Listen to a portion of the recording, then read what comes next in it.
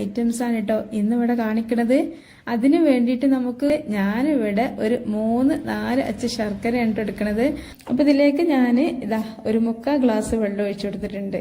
അപ്പൊ 3/4 ഗ്ലാസ് വേണമെങ്കിൽ ഒഴിക്കാം, അതല്ലാന്നുണ്ടെങ്കിൽ ഒരു ഗ്ലാസ് ആയാലും കുഴപ്പമൊന്നുമില്ല. അപ്പോൾ ഒരു ഗ്ലാസ് ഒക്കെ ഒഴിച്ചിട്ട് നമ്മളിതിങ്ങനെ ഉരുക്കിയെടുത്ത് കഴിഞ്ഞാൽ ഒരു തരം സുഖം ഉണ്ടാവും. എന്താ വെച്ചാൽ നമ്മളിത് അരിച്ചെടുക്കുമ്പോൾ നല്ല പോലെ നമുക്ക് അരിച്ചെടുക്കാൻ വേണ്ടി കഴിയും. 3/4 ഗ്ലാസ് ഒക്കെ ആകുമ്പോൾ എന്താ വെച്ചാൽ അത് കുറച്ചൊരു തിക്കായിട്ടാവുമ്പോൾ അത്ര അങ്ങോട്ട് സുഖം ഉണ്ടാവില്ല.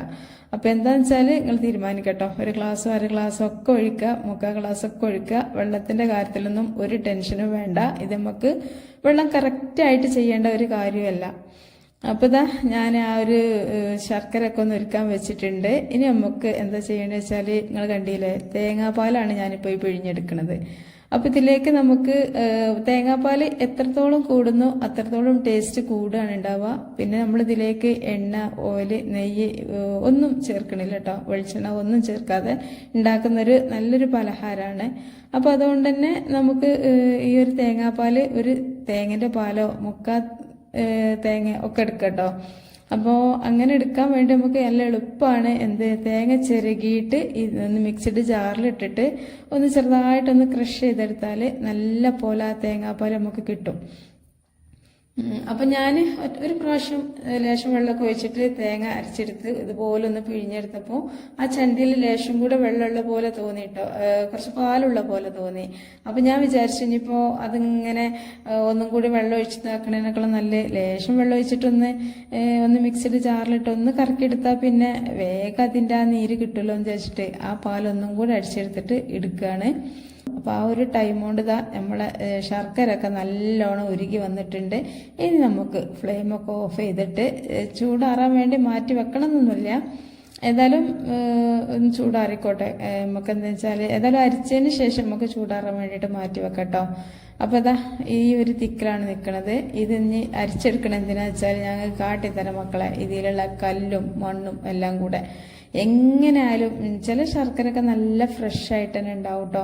അപ്പോൾ ചില ശർക്കര നമ്മളിങ്ങനെ ഒന്ന് പീൽ ചെയ്ത് നോക്കുമ്പോൾ തന്നെ മനസ്സിലാവും അതിൽ ചെറിയ ചെറിയ കഷ്ണങ്ങളും എന്തെങ്കിലുമൊക്കെ കരടും കുറുമ്പൊക്കെ നമുക്ക് മനസ്സിലാവും.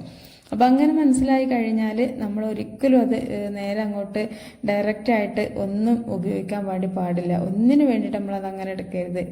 ഒന്ന് ഉരുക്കിയിട്ട് അത് അരിച്ചെടുക്കുകയാണ് ചെയ്യേണ്ടത് കേട്ടോ. അപ്പോൾ ഏതായാലും അതൊന്ന് ചെറുതായിട്ടൊന്ന് ചൂടാറുമ്പോഴേക്കും നമുക്ക് എന്ത് ചെയ്യാം, ചോറിൻ്റെ അളവ് ഒന്ന് കറക്റ്റായിട്ട് പറഞ്ഞാൽ കേട്ടോ. നമുക്ക് ഇത്രയും ഒരു 3 അച്ച് ശർക്കര 3.5 അച്ച് ശർക്കരയ്ക്കൊക്കെ കറക്റ്റ് ചോറ് എന്ന് പറഞ്ഞാൽ ഒരു വലിയപ്പ ഗ്ലാസ് ചോറാണ്.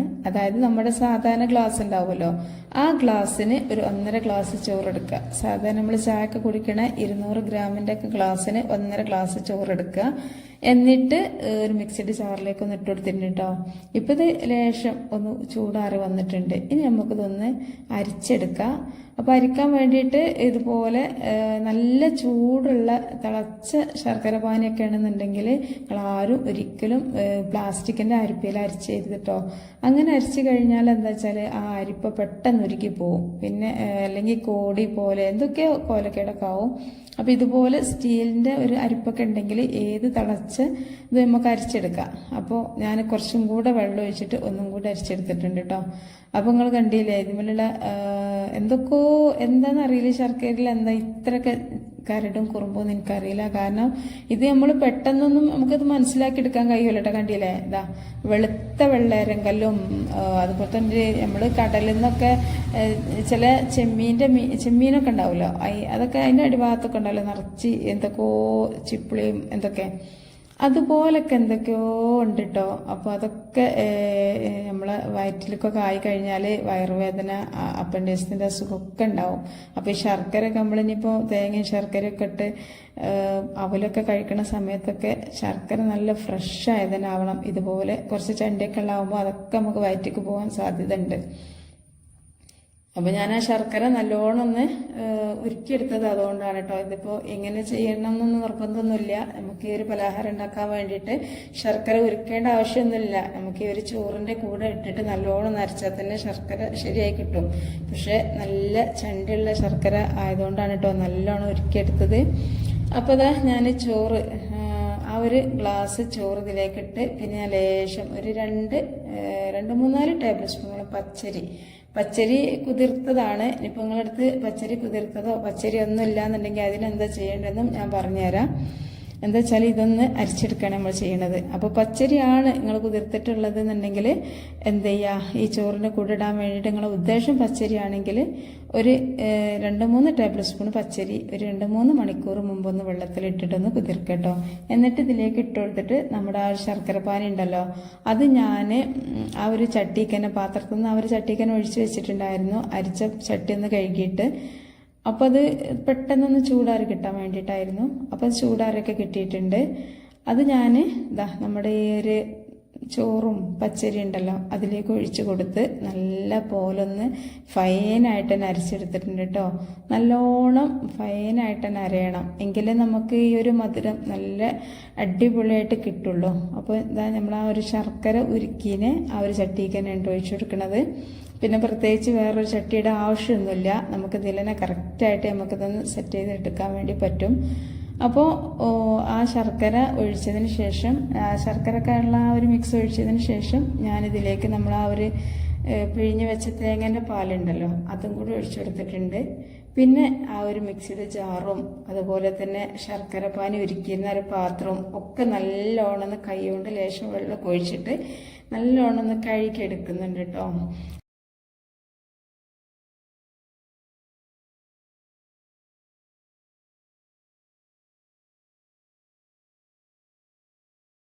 അപ്പോൾ ഏതായാലും ഞാൻ ഇതിലേക്ക് ഇട്ട് കൊടുത്തത് നല്ല ജീരകമാണ്. അപ്പോൾ നല്ല ജീരകം ഇതിലേക്ക് ഒരു 1/4 ടേബിൾ സ്പൂൺ ഇട്ട് കൊടുത്തിട്ട് പിന്നെ അതുപോലെ തന്നെ ഇത് നല്ലൊരു ഫ്ലേവർ കിട്ടാൻ വേണ്ടിയിട്ട് ലേശം ഏലക്കാപ്പൊടിയും കൂടി ചേർത്ത് കൊടുത്തിട്ടുണ്ട്. നല്ല അടിപൊളി ടേസ്റ്റായിട്ട് കിട്ടണമെന്നുണ്ടെങ്കിൽ നിങ്ങൾ ഏലക്കാപ്പൊടിയും ചേർക്കണം മസ്റ്റായിട്ടും. അതുപോലെ തന്നെ നല്ല ജീരകം ചേർക്കണം കേട്ടോ. നല്ല ജീരകം ഇല്ലാന്നുണ്ടെങ്കിൽ നല്ല ജീരകത്തിൻ്റെ പൊടി ചേർത്ത് കൊടുത്താലും മതിയാവും. നല്ല ജീരകത്തിനേക്കാളും നല്ലത് പൊടി ചേർത്ത് കൊടുക്കുകയാണ്. എൻ്റെ കയ്യിലിപ്പോൾ നല്ല ജീരകത്തിന് പൊടി ഇല്ല, അതുകൊണ്ടാണ് നല്ല ജീരകം ചേർത്ത് കൊടുത്തത്. ഇനിയിപ്പോൾ നിങ്ങൾ വേണമെന്നുണ്ടെങ്കിൽ നല്ല ജീരക ലേശം നമ്മൾ ആ ചോറും അരിയും കൂടെ അരച്ചില്ലേ ആ ഒരു സമയത്ത് ഇട്ടെടുത്തിട്ട് അരച്ചെടുത്താലും നല്ല ആ ഒരു ഫ്ലേവർ നമുക്ക് കിട്ടും കേട്ടോ. അപ്പോൾ ഈ ഹൈ ഫ്ലെയിമിൽ തന്നെ ഇട്ടിട്ട് ഇത്രയും സമയം ഞാൻ കത്തിച്ചിട്ടുണ്ടായിരുന്നു. എന്നാലും ഞാനിപ്പോൾ ഇതിൻ്റെ അവസ്ഥ ഇതാണ്, കണ്ടില്ലേ, എണ്ണൊക്കെ തെളിഞ്ഞ്. അപ്പോൾ ഇതിലേക്ക് ഒരു തുള്ളി പോലും എണ്ണ ഒഴിച്ചിട്ടില്ല കേട്ടോ. നമ്മൾ ഒരു തേങ്ങേൻ്റെ പാലല്ലേ, ഒരു 3/4 തേങ്ങയോളം പാലുണ്ട്. അപ്പോൾ എന്താ വെച്ചാൽ ഞാൻ കൊട്ട കഴിഞ്ഞ തേങ്ങയിനി, അപ്പോൾ കൊട്ട കഴിഞ്ഞ തേങ്ങ നമുക്ക് ഏതായാലും കറി കരച്ചാലൊന്നും ടേസ്റ്റ് കിട്ടൂല.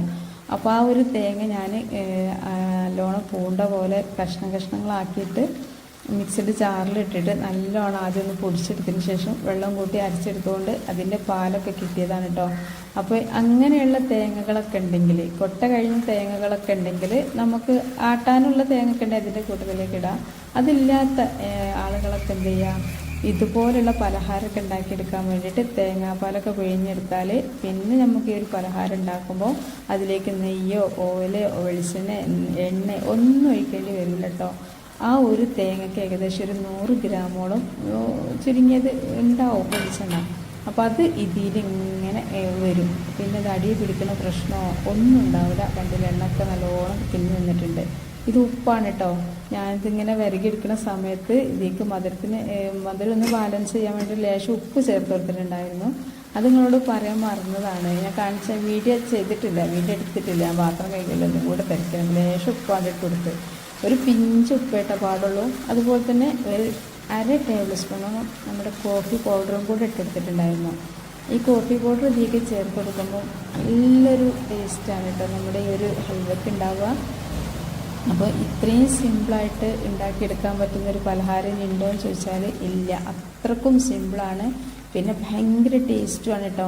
കണ്ടില്ലേ, നമ്മൾ ഈ ഒരു സ്പാച്ചിലുമെന്നൊക്കെ വിട്ട് വന്നിട്ടുണ്ട്. കണ്ടപ്പോൾ നമ്മൾ കുറേ എണ്ണ നെയ്യോ ഒക്കെ ഒഴിച്ച പോലെ ഒരു ഇല്ലേ കാണാൻ, പക്ഷെ ഒരു തുള്ളി പോലും ഒന്നും ചേർക്കണ്ട കേട്ടോ. നല്ലൊരു സ്മെല്ല് വരുന്നുണ്ട്. ഈ ഒരു ടൈമിൽ തന്നെയാണ് കേട്ടോ നമ്മളിതിനുള്ള പാത്രം റെഡിയാക്കി വെക്കേണ്ടത്. എന്താ വെച്ചാൽ ഇത് കുറച്ചിങ്ങനെ ഇങ്ങോട്ട് വിട്ട് വരാനാകുമ്പോഴേക്കും നമുക്ക് എന്ത് ചെയ്യാം, ഇതിന് നമ്മൾ ഏത് പാത്രത്തിലാണോ സെറ്റ് ചെയ്യാൻ വേണ്ടി വെക്കുന്നതെന്നുണ്ടെങ്കിൽ ആ ഒരു പാത്രം നമ്മൾ ഇനിയിപ്പോൾ ചായപാത്രത്തിലാണെങ്കിലും ഏതെങ്കിലും കുണ്ടൻ പാത്രത്തിലാണെങ്കിലും, അതല്ല നമ്മുടെ അടുത്ത് കേക്ക് ടിന്നൊക്കെ ഉണ്ടെങ്കിലും അല്ലെങ്കിൽ ഐസ്ക്രീമിൻ്റെ ട്രേ ഒക്കെ ഉണ്ടെങ്കിൽ അതിലൊക്കെ നമുക്ക് പുഡിങ്ങിൻ്റെ ഒക്കെ ട്രേ ഉണ്ടെങ്കിൽ അതിലൊക്കെ നമുക്ക് സെറ്റ് ചെയ്യാൻ വേണ്ടിയിട്ട് വെക്കാം. നമ്മൾ കറീൻ്റെ പാത്രം ഉണ്ടാവില്ല, അതൊക്കെ പറ്റും കേട്ടോ, പ്ലേറ്റ് പറ്റും. അപ്പം ഞാൻ അതൊന്ന് സെറ്റ് ചെയ്യട്ടെ. കുറച്ചും കൂടി സമയം ഇവിടെ നിന്നോട്ടെ കേട്ടോ. എണ്ണൊക്കെ തെളിഞ്ഞ് വരുന്നുണ്ട്, അടി പിടിക്കുന്ന പ്രശ്നമൊന്നുമില്ല. നല്ല കണ്ടില്ലേ, നല്ല ഭംഗിയുണ്ട് കേട്ടോ കാണാൻ, നല്ല മണമുണ്ട്. ഇത് റെഡി ആയിട്ടുണ്ട് കേട്ടോ. കണ്ടില്ലേ എന്തായാലേ ഇങ്ങനെ ആ ചട്ടിയിൽ നമ്മൾ ആ ഒരു എണ്ണൊക്കെ ഇങ്ങനെ കിനിഞ്ഞ് വന്ന് എന്താ ഭംഗി. ഇനിയിപ്പോൾ ഈ ഒരു പാത്രത്തിലേക്ക് ഇട്ട് കൊടുക്കുന്ന ആ ഒരു സമയം തന്നെ ചട്ടിയിൽ നിന്ന് കൂടി ചാടും, അത്രക്കും ഇതാണ്. അപ്പോൾ ചാടണ്ടെന്ന് വിചാരിച്ചിട്ട് ഞാൻ സ്പാച്ചിലുകൊണ്ട് ഇങ്ങനെ കറക്റ്റായിട്ട് വെച്ച് കൊടുക്കാം കേട്ടോ. കാരണം ഇത്രയും വട്ടമുള്ള ചട്ടിയിൽ നിന്ന് ചെറിയൊരു പാത്രത്തിൽ ഇട്ട് കൊടുക്കുമ്പോൾ ചിലപ്പോൾ സൈഡിലേക്കൊക്കെ പോവും. പിന്നെ ഏതായാലും ഞാൻ ആ ഒരു പാത്രത്തിലേക്ക് ഇതൊക്കെ ഇട്ട് കൊടുത്തിട്ട് ഒന്ന് ലെവൽ ചെയ്ത് കൊടുത്തിട്ടുണ്ട് കേട്ടോ. എന്നിട്ട് ഒരു അരമണിക്കൂർ 1 മണിക്കൂർ ആകുമ്പോഴേക്കും, പ്രത്യേകിച്ച് നമുക്ക് ഈ ഒരു മഴക്കാലമൊക്കെ ആയതുകൊണ്ട് തന്നെ പെട്ടെന്ന് ഇത് സെറ്റായിട്ട് കിട്ടുന്നൊക്കെ ഉണ്ട്. ഒറ്റ പ്രാവശ്യം ഉണ്ടാക്കി കഴിഞ്ഞാൽ പിന്നെ ചോറൊക്കെ ഉണ്ടാകുമ്പോൾ വെറുതെ ഇരിക്കുമ്പോഴൊക്കെ എന്തായാലും നിങ്ങളിത് ഉണ്ടാക്കി നോക്കും. അത് യാതൊരു സംശയമില്ലാത്തൊരു സംഭവമാണ്. കാരണം അത്രക്കും ടേസ്റ്റാണ് ഇതിൻ്റെ ടേസ്റ്റ് നിങ്ങളോട് പറഞ്ഞാൽ നിങ്ങൾക്ക് മനസ്സിലാവുമെന്ന് എനിക്കറിയില്ല, അത്രയ്ക്ക് ടേസ്റ്റ് ഉണ്ട്. അപ്പം നമ്മുടെ എല്ലാവരുടെ വീട്ടിലും ചോറൊക്കെ ഉണ്ടാവില്ലേ ബാക്കി, പ്രത്യേകിച്ച് ഈ ഒരു മഴക്കാലത്തൊക്കെ ചോറൊക്കെ ബാക്കിയായാൽ നമുക്ക് വീണ്ടും ആ ഒരു ചോറിലേക്ക് തന്നെ ഇട്ട് ഊറ്റാനൊക്കെ മടിയാണ്. അപ്പോൾ എന്തായാലും ഒരു 2 ഗ്ലാസ്സോ 1 ഗ്ലാസ്സൊക്കെ ചോറുണ്ടെങ്കിൽ ഈ ഒരു കനത്തിൽ നമുക്ക് കിട്ടും.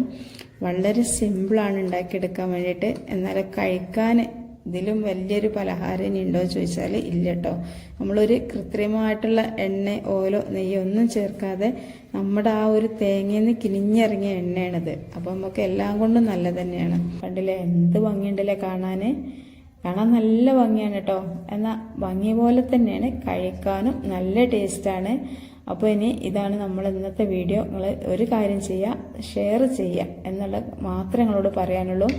അതുപോലെ തന്നെ ലൈക്ക് മറന്നു തന്നെ ലൈക്ക് ചെയ്യുക. ഇനി അടുത്ത വീഡിയോ ആയിട്ട് വരാം കേട്ടോ. അസ്സലാമു അലൈക്കും വറഹ്മത്തുള്ളാഹി.